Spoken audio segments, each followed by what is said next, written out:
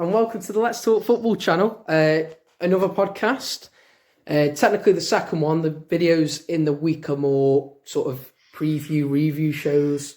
We might introduce some other shows in the week as well for European competitions. I don't know. Leave any suggestions in the comments below. But this is the second podcast. Obviously, we do them every podcasts. The longer length ones are usually on a Saturday. We record them on a Saturday night, get them out for a Sunday. So you will be hearing this on a Sunday. But we're recording this on a Saturday night. But yeah, another podcast. And we've, unfortunately, even though we don't want to, we've got to talk about... by the way, guys, I just want to say quickly before we do this, Jack is involved in this podcast, but this first section...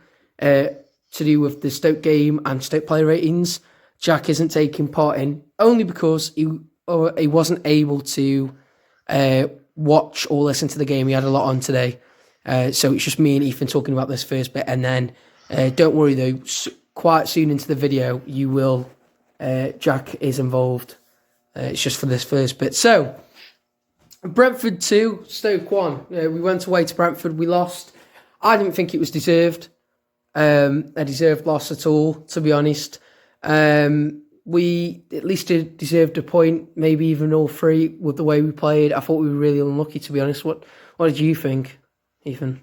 I mean, I think the first half especially, we were just all over him, to be honest with you. Yeah. I think we deserve 3 points, or at least a point. Yeah. Similar feelings there.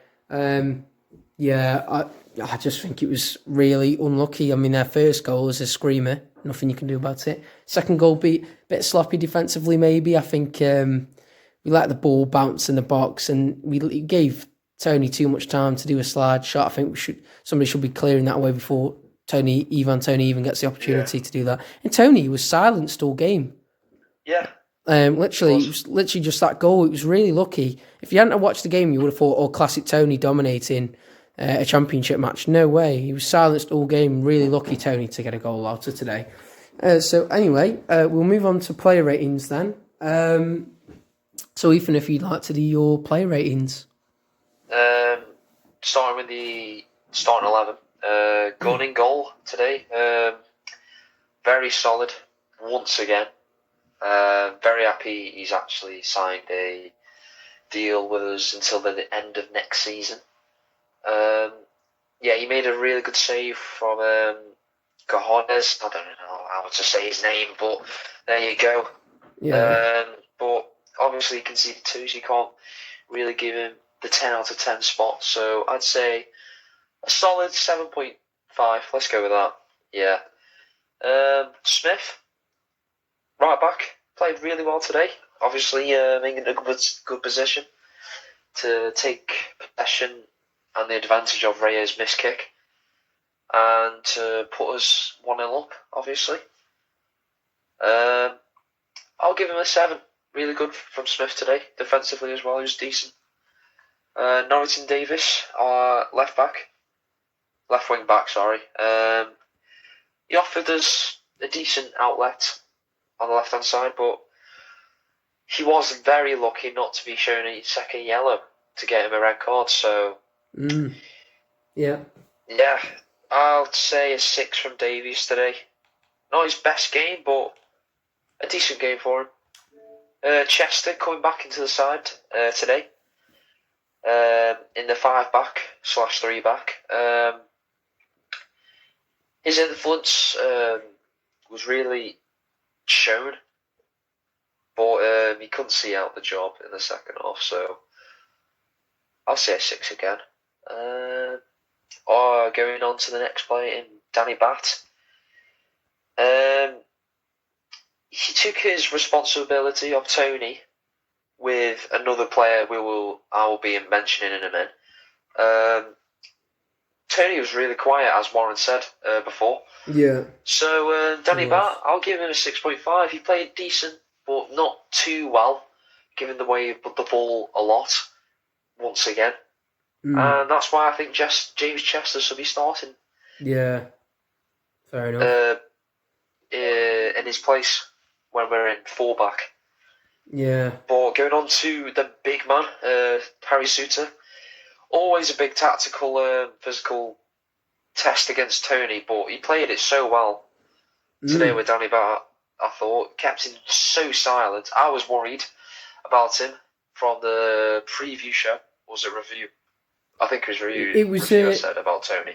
It was the video that you said about Tony was the review of the game against Barnsley and the preview for today's game.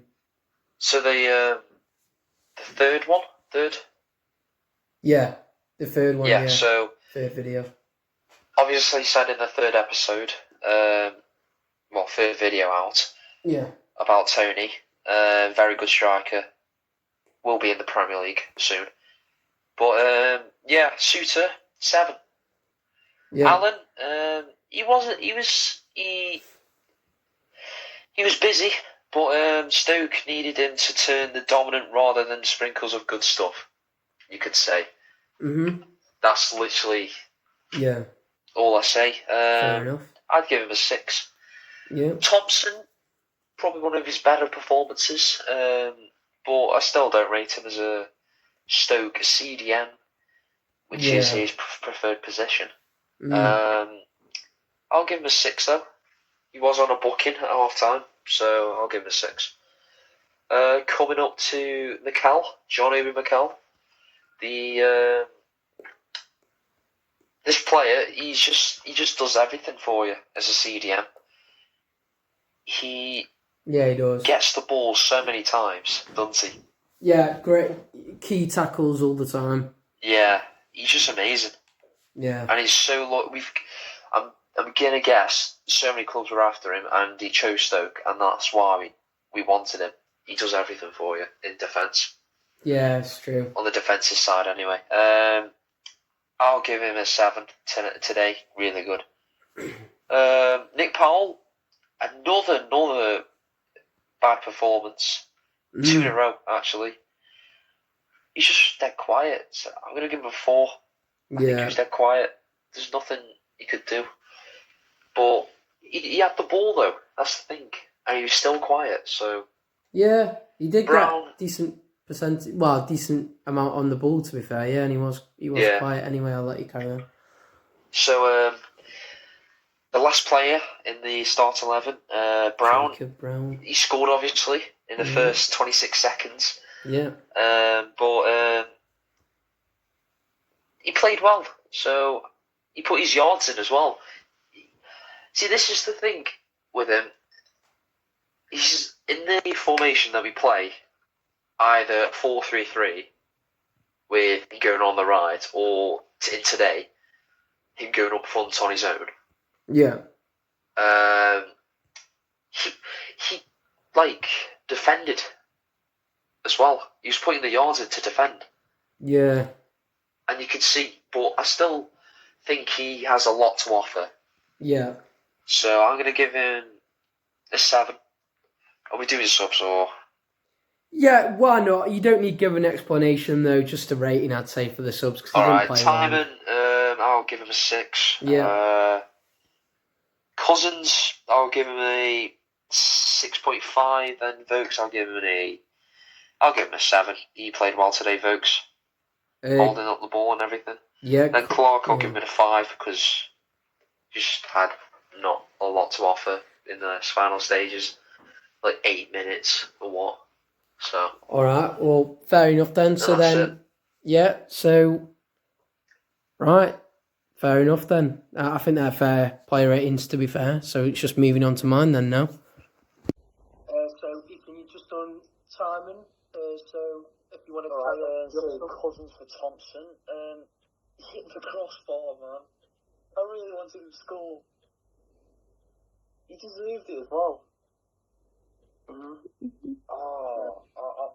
Other than that, there's nothing really you can comment.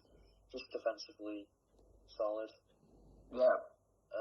I'll give him a 6. Then Vokes. He gave us a different option in attack, but it's a dreadful name. 4. Okay. But yeah. Is that? No. Clark for Chester. Yeah, the final few minutes, he just kept running at defenders. He tried, but it just didn't think he. Yeah. Yeah, so that's everybody. So I'll just do mine then quick. I'll be completely honest. Gordon, I thought outstanding in goal today. There was a couple of times where there was a couple of iffy balls that came through. Gordon came out. I can even remember one bit where he did. I think it was Tam that was on at the time. He sort of did his defensive job for him. It was on the edge of the box on the left-hand side. Gunn came all the way out and headed it out for a throw-in. It's brilliant. I mean, he didn't have to do that. But I'd say outstanding keeping from Gunn today. I'm going to say an 8.5. I think I'm well happy that we've got him until the end of next season. That's what I like about the podcast. It literally fills me in and everything. So, as much as it entertains you guys, it educates me. So. Right. Well. Anyway, so I carry on. So Chester, I'll go because I'll do the centre backs first. Chester, I thought he had a decent game. Could he have been better at times? Yeah, but did he make us feel a bit more secure? Probably. So I'll give him a 7. Thought he had a decent performance, but not too much to comment really. Danny Batt, I actually thought was really poor again today. I just thought I can remember seeing him give away the ball at least twice. One of them that could have put us in trouble, and they ended up getting a throw deep into our half because he did an awful touch and just a dreadful attempt at a ball. And I just think he's just not confident on the ball, and it causes issues. And he just doesn't seem secure enough. He should not be starting. I wish we never signed him, to be honest, with how he plays at the moment. It's just causing issues for us. So I'm going to give him a 3. I thought he was poor. Suter, good in the defensive area. I've got a real issue though with Suter. I know he's not an attacker, but like I said, I watched the whole game. And in the last 20 minutes of the second half, we got so many free kicks where it's just whip it in the box, somebody get the head on it. Smith did nearly all the free kicks, all of them, except from one, where it was poor delivery, all of them good delivery from Smith, and just Suter just completely silent. He's got to be winning going on about. He's got, I know, but especially after today, he's got brilliant in our defensive area and stuff like that. So you've got to give it a solid, but he's got to be more aerially present. For his height, there's no excuse to why he is not winning headers when he is in the attacking box. But because he did his defensive duties well, like he usually does, and he is technically a defender, of course, I'll give him a 7. Norrington Davies, I thought he was brilliant. I was actually gutted when he got subbed off because he's got a lot of aggression, but he just gives this drive and energy going forward. I think it's absolutely brilliant, so useful. I rate Davies. I will be gutted if he can't extend a loan or something there, and I don't think he'll be able to, because why would Sheffield United loan such a good player out like that back to us? I don't know. But I think it was a brilliant performance today, to be honest. A lot of just good drive. He can play like a left winger, he can. With confidence. So I'll give him a 7. That's going to the other wing back then, Tommy Smith. Now I do this Smith a fair bit. I don't like the fact that he plays, but today I actually thought he was brilliant today. I thought he was spot on today. Exactly what you'd want from a right back is what we got from Tommy Smith today, which is unusual for Smith, but brilliant delivery. Did okay defensively, but good deliveries and crosses. Wasn't sloppy, accurate passes, everything. I'm actually going to give Smith a 7 today. Wow. Generous from you. Well, in my defence, I know I usually don't like Smith, but I thought today he deserved a 7 today. The thing with me is, if somebody doesn't do well, and they haven't been doing well for a while, I will say that. But if they do have a performance where they do well, just because I haven't rated them before, doesn't mean I won't give them credit where credit's due. I think he deserves credit today. So I'll give him a 7. And Joe Allen, solid, decent in midfield, as he always is. 7. Johnny Mccall, good defensively, some brilliant tackles today. So useful, so good. He's literally, like many people have said, he's the Rolls Royce of the midfield. That's what he's described as, yeah. I'd give him an 8 today. Jordan Thompson, usually very Thompson. Oh my goodness me! I can remember seeing a ball it was such a high ball. He just plucked it down like it was nothing. Touched it down, brilliant control and good passing. I thought he had a decent drive, some decent passes. Yeah, not perfect, but still a bigger improvement today. So I'm going to give him a 6.5. I think he did improve today. I'll go to Brown first, and then I'll go to Powell. Brown, better today. I still thought he needs to do more. He still needs to do more. I completely understand that. But far better from Brown today. So I'm going to give him a 6.5, just because I don't think he was quite on the same level as other people that we played. But I thought he improved today. Fair enough. Powell, so quiet, and I think within the last 15-10 minutes he had such a good chance to score. He skied it over the bar. He had there was another moment where the ball fell to him just outside the box, and there was so many people in the box. He could have easily crossed it back in, created some danger. It's just so selfish and not thinking properly. He hits it straight over the bar from outside the box, and there's so many people in the box. He could have just whipped it into. Powell, I think, absolutely awful performance today. Powell is not. He might be a goal scorer, but he is certainly not a striker. And I do not want to see him up front again playing a striker, because I don't think he's good enough in front of goal. I'm going to give Powell a 3 today. And we were also saying, like last time, how he was a god, but that's the only way how he scored teamwork. And we gave Powell a good chance in the box, and that was good teamwork. And we hit it, and he hit it well over the bar. There was another point, like I said, outside the box. He could just cross it back in. There's players all in there. He just whacked it straight over. And it's just it's a bit selfish to go for the shot. Two, it's just not thinking properly, not thinking straight. And what I found out about Powell is, when he's up front and he's assigned as striker, when them pressure moments come where he needs to slot chance away, he can't do it. He can only do it when he's not assigned as the striker. And there's not as much pressure when we're not losing. So, but yeah, really poor, really disappointing. I mean, in fairness to him, he's into striker though, so you know. Yeah, but for me, I don't agree with that, because he's top goal scorer, right? So we know he can finish, and he's an attacking player. And the way of the business is, you've got to be flexible as a player. If you're a cam, you've got to be flexible enough to be chucked up front, not all the time, but for the odd time. Just for example, if you're a left back, for the odd game, you've got to be flexible enough to be able to play right back for the odd game. If you need to, you've got to have a little bit of flexibility. Don't get me wrong, I wouldn't say, Powell's a cam, so he should be able to play at centre back and be fine. I don't mean that flexible, but you know what I mean. Don't get me wrong, Powell's still great this season, obviously top goal scorer and that, so I'm not going to hate on him, but just for this game you have to be honest. You can't just be nice to people because they have done well. So I like to be honest on these, so I'm going to give him 3 without trying to dig too hard. He did just frustrate me a little bit today. But Cousins, Jordan, I think he was really good defensively. He frustrated me and Twig because we both watched it, obviously not in the same house, but over Discord screen share. And he frustrated both of us really, because that chance that he had in the box, and it's just he does this poor touch with his head, and it puts him completely off balance, and then he just leaps it high into the box.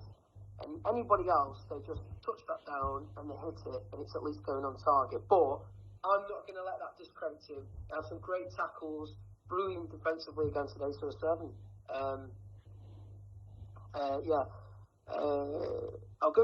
I'll leave votes for last. Timon, I thought he was okay. I didn't think he provided as much as Nathan Davies did, but then he's more calm and controlled than Davies is, so he's less likely than Davies. Davies can be a bit irrational. That's the only issue with Davies' game. But I didn't think he did too much wrong. But at the same time, I didn't think he was amazing today. So I'll give him a 6.5. Clark, he didn't have a lot of time, so I don't want to criticise him too hard. But he didn't do enough for me today. I saw one point where he could have just taken the defender on like he normally would and whip it in. And instead he cuts back and tries to do a big through ball to Smith to try and deal with it instead. And I want to see a winger that stays plays on like Clark usually does. And I just felt like he maybe didn't take players on it from particularly wrong. So I'm just gonna give him a 5. Yeah, that's the good thing about James Macker, isn't it? Yeah, but he's injured right now, so Yeah. unfortunately. But anyway, so the last sub, Sam Vokes.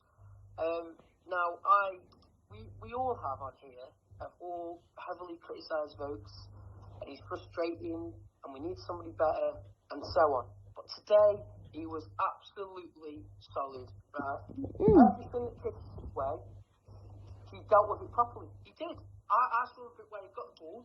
He did this brilliant skill, which actually did the Brentford player, and he laid it off. And I've never seen that ball before from Vokes, but me and Suter were both blown away about that. Every time he didn't get any good scoring opportunities, that's not his fault. And every time he did get the ball, he did something good with it. And he was a positive influence at the times that he did get the ball. So today, for Vokes, I'm giving him 6.5. I think he deserves it. It's fair enough. I think he's not good enough, and we do need to get him out. But when he did get the ball today, he didn't do anything wrong. So just because he wants to play out doesn't mean you can just keep, bombarding him if it's not quite deserved. And I think he did do better today. So I'm going to give him a 6.5. And it's only one game as well, so you can't overdo it. Well. And because he was a sub, that's why I've not gone 7 or above. Because he wasn't good enough to be 7 or above. Because it's not like he got an assist or a goal or was unbelievable. But it's just the fact that when he did get the ball, he still was positive and he wasn't making mistakes. So, yeah. So I'll give him a 6.5 today. So we go on to one of the questions now. So this is where Jack can come a bit more involved. Yay! Right. So there's a few questions to this. So I'm going to ask everybody the first question, and then the add-on questions to this debate I'll ask afterwards. So that's the first one, which is, who will end up with more goals by the end of their career, Haaland or Mbappe? I know. If you'd like to go first. See, this is two players that are phenomenal. Yeah. Obviously, Mbappe has won the World Cup. So he's already got a trophy. But first, goals, purely goals. By the time they both retire, who will end up with more, do you think? I think, start off for goals. For goals-wise, I think it'll be easier for Haaland, because have you seen him? that's all you can say. Have you seen him? He's mint. What is better about Haaland that means he'll score more goals than Mbappe though? He's just got everything. He's powerful. He's tall. He's 6'4". Yeah. And he can run like that. Imagine if folks could run like that. Yeah. Well, bloody hell. You say that, right? And I'm not disagreeing with you, by the way, because I might well agree with you when I say my answer. But just to sort of press people a little bit more today, you say about Haaland being more influential for goals, i.e. scoring more, you reckon? But Mbappe did just score a hat-trick against Barcelona last week in the Champions League. Yes, there is that, but I think with Mbappe, I'm pretty sure he's been injured already, for a couple of months. This is a good argument, this is. Right. So if it had to come to one or the other, you're going Haaland anyway. Yeah, because I think Haaland physically is stronger and more of a complete. And I think he'll actually come to the Premier League. Oh really? Where Mbappe is not so much. Well, actually, it could happen, that. But well, I just want to throw this in there. The Premier League is very likely because his dad has got a very close relationship with Man City. Oh wow. Yeah. So there's more likely to be a link. Not always. It's not always the case, but there's more likely to be a link. So anyway, we'll move to Jack about this, and then I'll ask the other questions to do with these two players. So Jack, just first off, who, by the end of the career, when they're both retired, who's coming out with more goals, Haaland or Mbappe? Well, it's a very good argument, isn't it? But like, if Haaland, he's got a well-built body sort of thing, but he's not crouchy, is he? So he's not. So he's got. Haaland's got a well-built body, but he's not crouchy, is he? No, he's not crouchy. So. What has crouch got to do with this argument, Jack? Because he's good at heading. Focus on Haaland and Mbappe. Okay, alright. So, Haaland's got a good build. Haaland's got a good build, like. Haaland's. Don't turn into Piers Morgan where you interrupt Jack every sentence. That's what. Don't turn into a Piers Morgan, mate. Come on. Haaland has got a little bit body, but I feel like if he's going to go to the Premier League is going to be harder. And I don't think. But to argue against that, then, can I just say, but couldn't you say the same for Mbappe if he went to the Prem? Well, it could be more realistic with Haaland. And so I'm gonna go with Mbappe just because, like, I feel like he might just play a bit longer than Haaland. So yeah. Well, personally myself, in terms of who will end up with more goals, I will say Haaland just because I just think I see, not in a bad way, but I see more of a selfish streak in Haaland in the sense that he's hungry for goals and his main focus is goals, is to get goals. Whereas Mbappe, he does want to score, but he wants to be the playmaker. He wants to just create chances. Whereas Haaland, he wants to get the chance and take it for himself. And that's working out very well for him. He's scoring those goals. I'm not saying he's selfish, but I'm just saying I'd say he's more hungry and determined to get as many goals as possible than Mbappe. Whereas I feel like Mbappe, he just wants to create the chances, and if one happens to fall for him, he'll take it. Haaland, of course, is a complete package. He's got everything that you need as a striker. He's more of a complete package, really, than Harry Kane. Look at how many goals Harry Kane can score in the Prem. So I don't see why Haaland can't do the same. Of course, it'd be harder than the Bundesliga if you move to the Prem.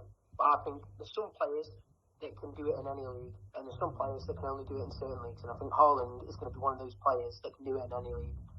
So then the next question between these two guys is, we do this question quickly because I don't think it's as fair on these two, but who will end up with the most trophies at the end of their career, Haaland or Mbappe?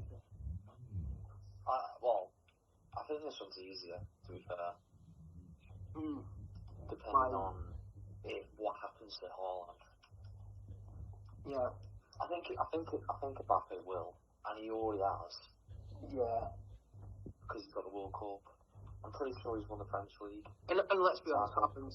No offense to Haaland, but he's not going to be able to get his team to a World Cup. No. So, yeah, I think that's fair enough. I'm just going to say mine quick. I agree. I think that Mbappe will have more trophies at the end of his career. Mbappe's already beaten him, like you said. I just think Mbappe will be more likely to be able to drag a team to a final than maybe Haaland. And I just think with how Mbappe's career is going, I can't see the limit. So I'd say Mbappe as well. What about you, Jack? Just easy and simple, Mbappe, just because I think he was pretty lucky that he managed to get into the World Cup, because it's every 4 years, obviously. So I just reckon Mbappe, really. So yeah, that's one. Yeah. So the last question to do with these two then is who would win a Ballon d'Or first? If one of them was going to win it. obviously, Haaland or Mbappe even. Who would win a Ballon d'Or for? To be fair,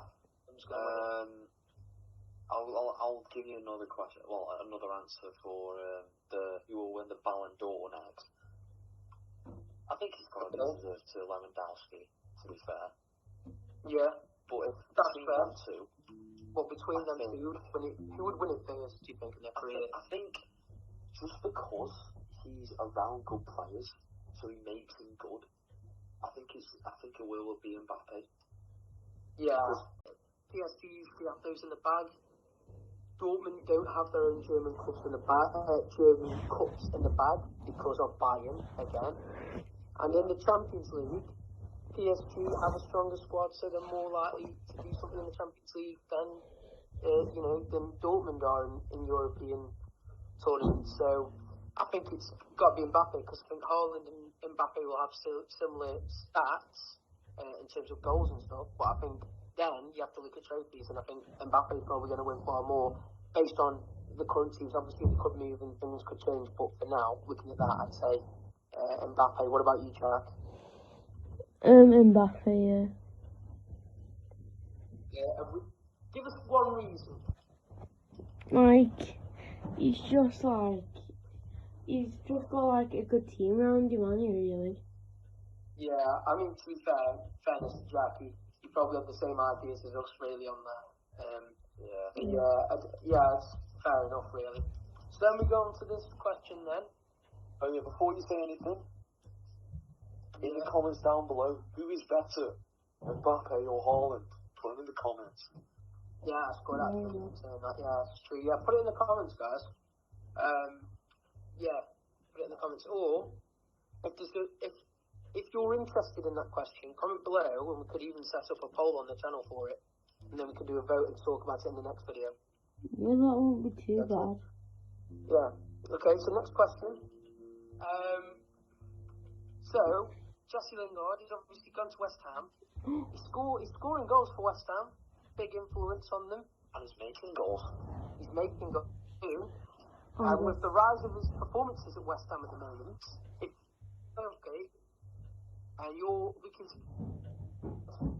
right now, do you put Jesse Lingard in there? And there's a little side question to this, is looking at the England squad that we picked before, if you put Jesse in there, if you would put him in there, who do you take out? So we'll go to Ethan first.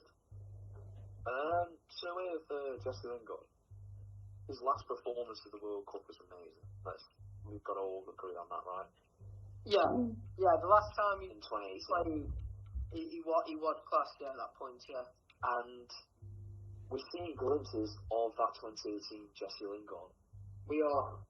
So, why not? Get him in.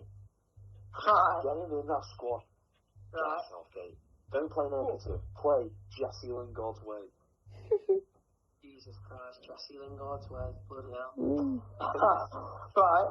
But if you're Gareth Southgate and you look at the current squad that you picked last time and go, I can't put another player in there because we've already got the maximum.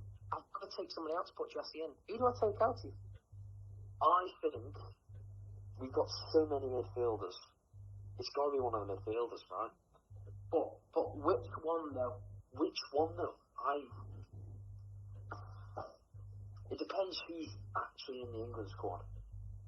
Because just hear me out. We've got the best midfield probably in the world right now, I'd say. For midfielders and upcoming midfielders, amazing. For the future and everything. And they're playing right now amazing. Right, so, yeah, fair enough. So basically, you would have him in, essentially. Yes, I would. Yeah. But I don't know who to replace him with because I don't know the England. So that's fair enough. I know who I would replace him with. But the first question is, Jack, though, first, would you put him in there, though? Yes, I would. Okay, and who do you replace him with? Well, like, I personally think we've got 3 goalkeepers, haven't we? And yeah. Pickford is no use. put Henderson and Pope in. Pope in the starting one, Henderson on the bench.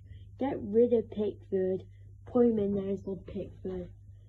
And yeah, I actually feel really bad for Jesse Lingard as well. He's like been a tough year for him. He has had a lot. He has had a lot of stuff going on. His wife left him as well for Jason Derulo. Jason Derulo. So, Okay, I didn't even realise that, but you can clearly put Jason there.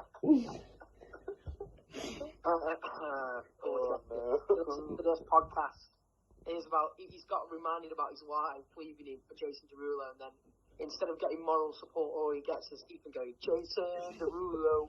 No, honestly though, Jesse Lingard, I hope he does get it because it would make his year a whole lot better. yeah. Okay, so for me, I'll put him in, and I know who'd replace him for. Now I know it's not a midfielder for midfielder swap, but I think we've got so many right backs, and Trent is just before this season, so I'd take Trent out and put Jesse in. We don't need Trent, do we, really? We've got Kyle Walker, we've got Wan-Bissaka. It's been poor this season. And I think, it's all well and good saying, he does this for England, does that for England. Ultimately, you should be picking players on what they're doing, game in and game out. And who are they playing for, game in and game out? They're playing for their own clubs. Trent's been poor anyway. Then he goes and gives a penalty away in the Merseyside derby as well to top it up. So I'd take Trent out. We don't need him. We've got Walker and Flanders. Two solid right backs. Put Jesse in. I don't think Trent's a right back. He should be a midfielder. Yeah, and we don't need, and even then we don't need any more midfielders. So just take him out. I'd say get Jesse in. He's already established in that position. That's a good point. We've got so many right backs. We've got Wan-Bissaka, himself, Trent, Reece James, Kyle Walker. Exactly. There's loads, really. And you've got some upcoming right backs as well, like Lamptey, for example. Yeah, class to be fair for his age. Right, so what I thought is the predictions for the Sunday Premier League games. I was thinking maybe if we keep going through the debates first and then try and put that in. Oh yes, could I just say something to the viewers before we get into this? You have a lot of stuff to say to the viewers, Jack, I will say. Oh yeah, no. If you wondered why the first podcast was a little bit shorter, was because me, Ethan and Wazza I was very bored, and we just kept going through all the Championship and Premier League games for the whole week. I think it was, wasn't it, or something, and Champions League games as well.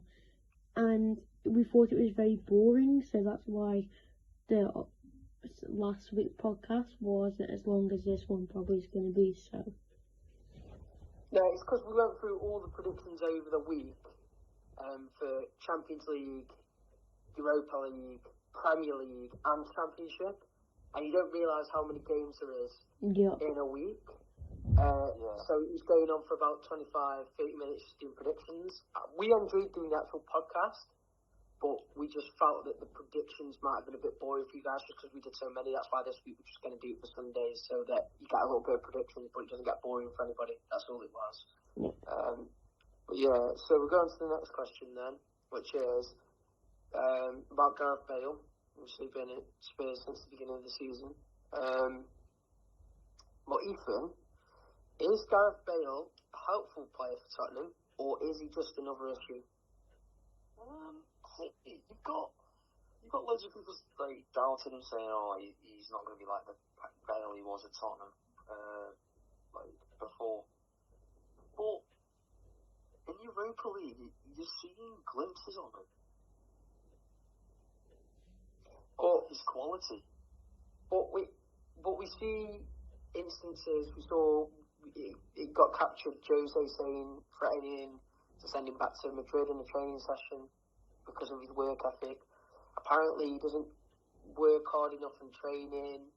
We know he had issues with Real Madrid not liking his attitude. He doesn't seem, some people say, when he's on the bench, he's still happy and smiling. He doesn't seem too bothered whether he's selected or not. I'm not saying I agree with that, but that's what people say. So, if you're Jose Mourinho, I don't want to, by the way, but okay. Yeah. Nobody wants to be Jose right now. Past Jose? Oh yeah, but not right now. Still don't want to be Jose, even if it was past Jose. Yeah, no, Ethan. The Premier League. No. What he did with Chelsea, he won the Premier. No. I'm not having this. What he did with Chelsea, what he did with Inter Milan, what he did with Porto, Champions League. Obviously, what he did with Chelsea, the European trophy he got with Porto. There's no way you can't say past Jose is the best manager there's ever been in the universe. I didn't say he was the best. He wasn't the best. I just don't like him as a person. Oh, I love Jose. I love Jose. I think he's an arrogant prick. No. And that's going to be into a compilation, guys. Right, listen. What Jose is, and I'm only going to say this quickly. Jose. Listen. Jose likes to be the headline. Jose likes to perform to the cameras. What is wrong with that? Jose, you get complete honesty from Jose. When Tottenham lost to Liverpool, he said to Jurgen Klopp at full time, "Well done, but you didn't. But the better team lost." Nobody else would say that. It's good. It gives something different. He's an unbelievable character. He doesn't stay in the social standards. You know, you get all these managers that pussyfoot around things because they're too scared. To be honest, Jose is honest. He'll tell you what he thinks, and I rate that. It gives something different. It's entertaining to watch too.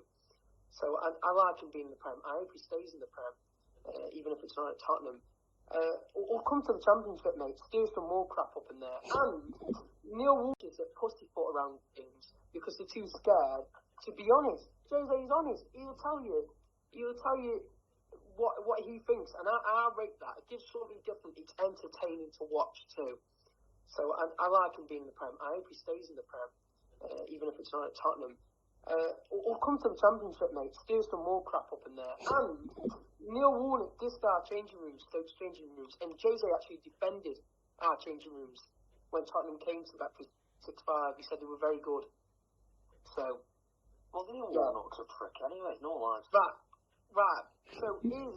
So finally then, Ethan, is Gareth Bale a helpful player? Is he an issue? If you're your own manager, if you're manager of Tottenham, even if you're not Jose, do you, at the end of the season, try and get him on a permanent, try and get him back on loan again, or do you just go bugger off, you can stay at Real Madrid?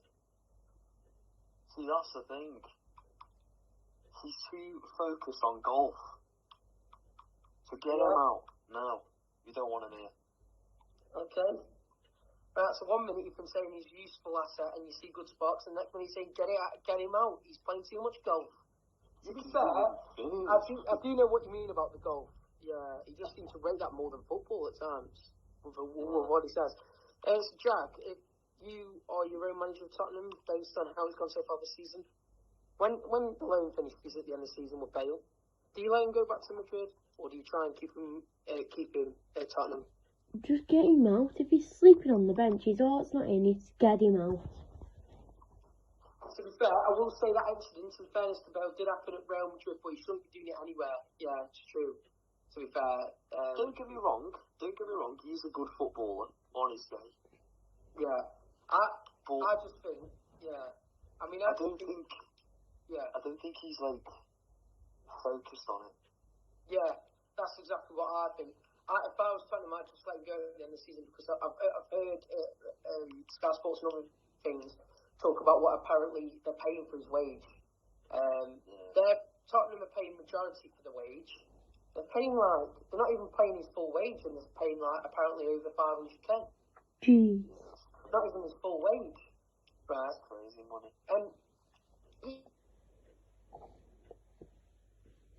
apparently he's got poor work ethic, and you can't have that when you're paying that much money. You can get somebody else who's similar quality or even better for less wage money than that as well, with a better work ethic. So at the end of the season, then go back to Real Madrid. Let it be Real Madrid's problem. So this is an interesting one. We'll go to Jack first. Oh, yay. Favourite ever Stoke match, in your opinion? Now, there is a rule on this, guys, just quickly, before Jack answers. it's got to be a game that you were old enough at the time to remember. You didn't actually have to go to that game, but it's just got to be a game that you can't be saying, oh, even though I was born in 2004, that 1988 game was a cracking match. That's my favourite ever one. I can't be having that because you didn't actually get to experience it at home or in the stadium. It's got to be one where you were old enough to remember it. Okay. That's all. Well, it's going to be the game that you first go to, and it was a good result with Stoke, but I missed 2 goals. So let me just tell you why. What another? Okay. Sheffield Wednesday, this is, guys, by the way. Boxing Day, 3-2. Yeah, 3-2 What another? Stoke. Okay, so we wanted to get out of the stadium before everybody Let's have a started. shortened version, though, by the way, Jack. Okay, so we wanted to get out before everybody started piling in, squishing everywhere, to get out. And when we were walking back to the car, we heard a big chant. We look at the score. It's 2-2, and then we hear another chant, we hear another screen go off. We check again. It's 3-2, and the parents dragged us out. I didn't want to go. And the parents dragged us out to the car because they didn't want to wait ages. And I missed 2 goals. And then the parents blamed us. Well, Shocking parents in there.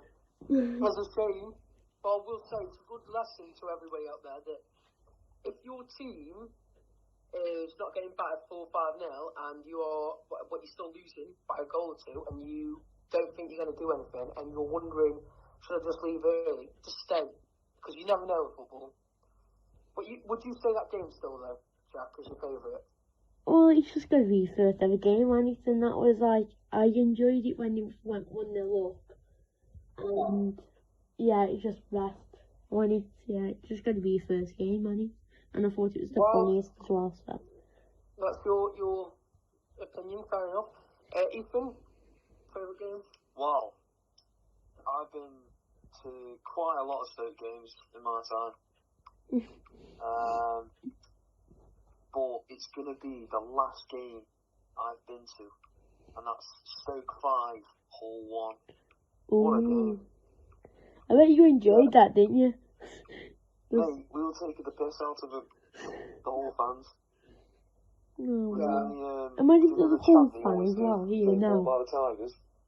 Yeah. We were taking the piss out of that, and we copied the chant. Oh yeah, And they started going home.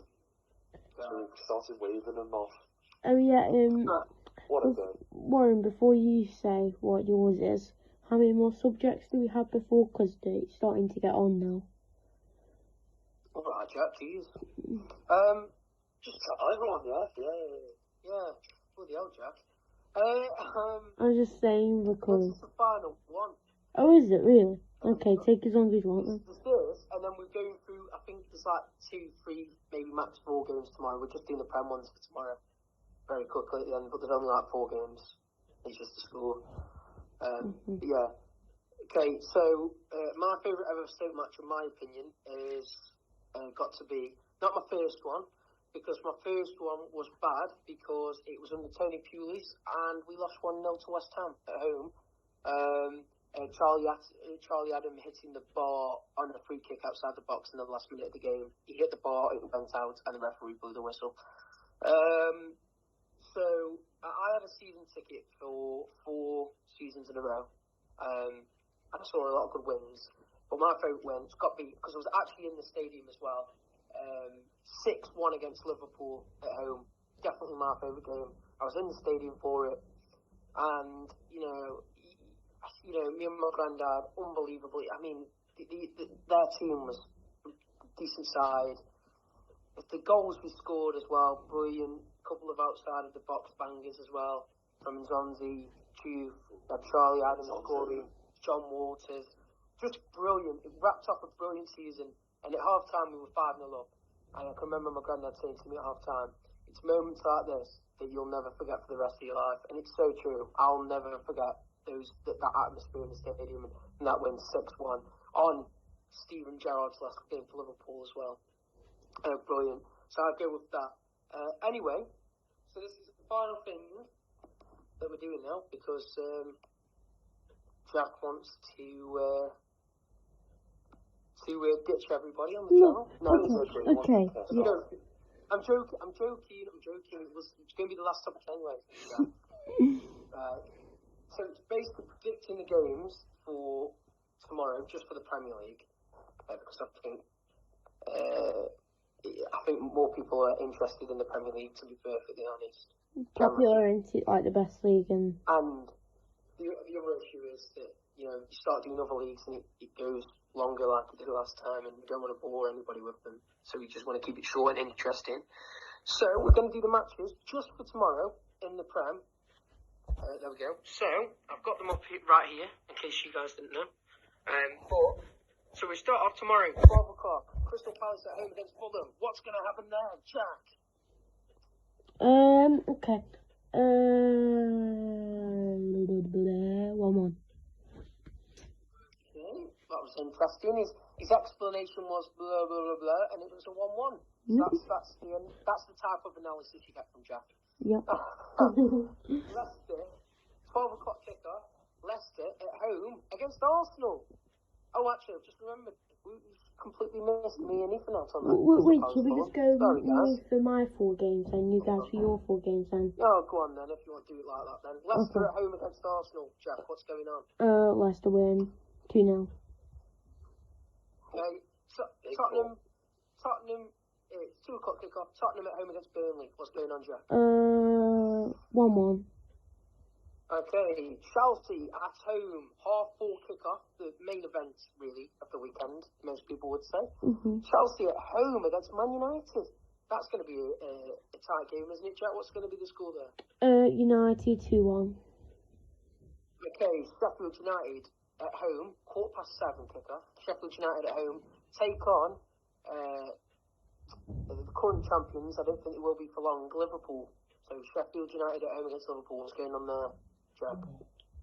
2-1 Liverpool. Okay, and that is it for Sunday. Right. So then we go to Ethan. Crystal Palace at home against Fulham. What's going on there, Ethan? To be fair, this is going to be a really shit game. It's a relegation battle here, and it's going to be ball 0-0. Okay, very nice. Well, not if you're a fan of one of those teams, because Ethan's just said that you're going to host a really boring game and that you're in a relegation battle. So, although it is being honest, really. Leicester at home against Arsenal, 12 o'clock kickoff. What's going on there, Ethan? The mighty Foxes versus the Gunners. But the Gunners aren't winning anybody, are they? So, Popular, isn't it? Like the best league and the other issue is that, you start doing other leagues and it goes longer like it did last time, and you don't want to bore anybody with them. So we just want to keep it short and interesting. So we're going to do the matches just for tomorrow in the Prem. There we go. So I've got them up right here, in case you guys didn't know. So we start off tomorrow, 12 o'clock. Crystal Palace at home against Fulham. What's going to happen there, Jack? Okay. 1-1. Okay, that was interesting. His explanation was blah blah blah blah, and it was a 1-1. That's the type of analysis you get from Jack. Yep. Leicester, 12 o'clock kickoff. Leicester at home against Arsenal. Oh, actually, I've just remembered. We completely missed me and Ethan out on that. Wait, should we just go me for my 4 games and you guys for your 4 games then? Oh, go on then, if you want to do it like that then. Leicester at home against Arsenal. Jack, what's going on? Leicester win 2-0.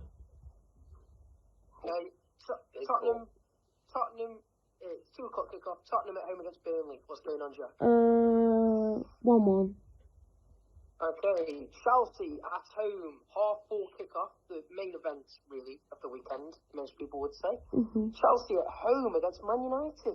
That's going to be a tight game, isn't it, Jack? What's going to be the score there? United 2-1.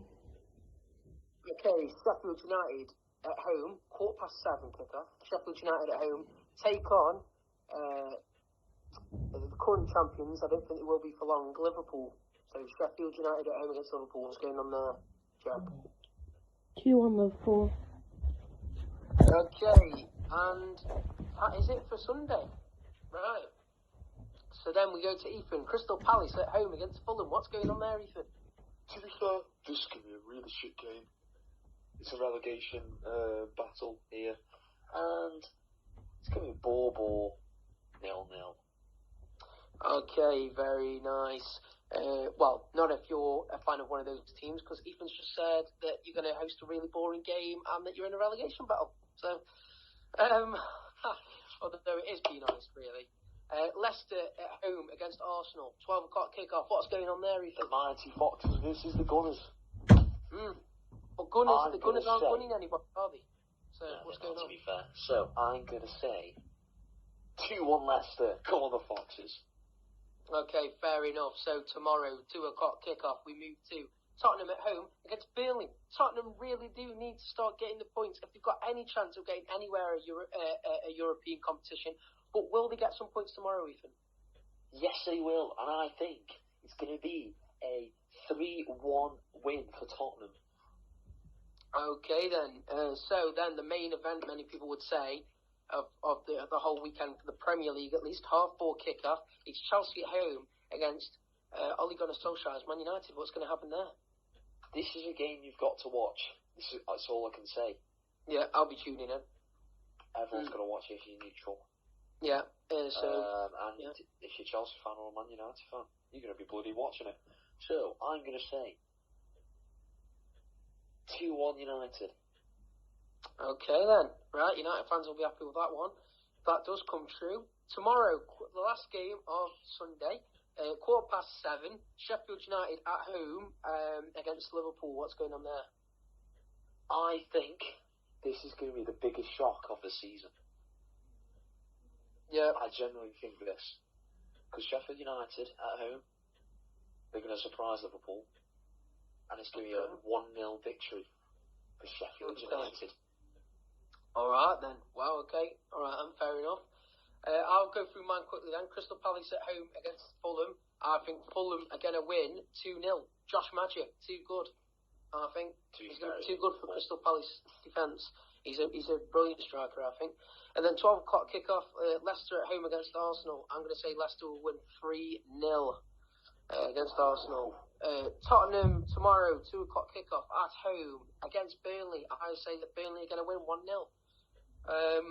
I just don't think Tottenham are good enough, and I think it's just going to get worse. Then the main event of the weekend, Chelsea under Tuchel against Ole Gunnar Solskjaer's Man United. What's going to happen in this one? Well, I think that it is going to be a 2-1 win for Chelsea. Olivier Giroud is just going to be too much for them. And I just think they've got a bit of magic back under Tuchel. So I'm going to say 2-1 win to Chelsea. Then the last game, Sheffield United at home against Liverpool. Now Liverpool have dropped so many points that nearly any team could give them a shot, but I just think it's Sheffield United thing. I just think they're that poor. I don't even think they could give a shock against Liverpool. I think every other team could possibly, but not Sheffield United. I think they've well off good enough quality. I'm going to say,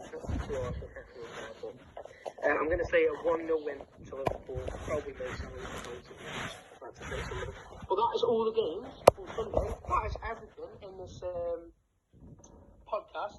So I'm going to let Jack outro us, and then we'll sort of all join in. Yay! Okay, so everybody remember to leave your opinions, or your questions or suggestions, what we should do next. And yes, thank you for watching. Well, thank you for listening. And if you could subscribe, then that'll bring back the world to us. So thank you very much, and you guys can take it. And I'll also say, just want to add, like Jack said, please like and subscribe, comment any thoughts, like Jack said. And it's been a pleasure making this podcast, like it always is. We're going to try and push out the content even more, maybe make more shows to do with other football competitions. Whatever you want, guys, put in the comments down below. But I know we've all enjoyed making it, so we hope you enjoyed listening to it. And I was just going to say bye from all of us. Do you want to say anything to finish off, Ethan? If there's any Man City fans out there, congratulations on 20 wins in a row. Okay. Very nice. Right. Yeah. And Alright, from Jacko, goodbye. Bye. In a bit.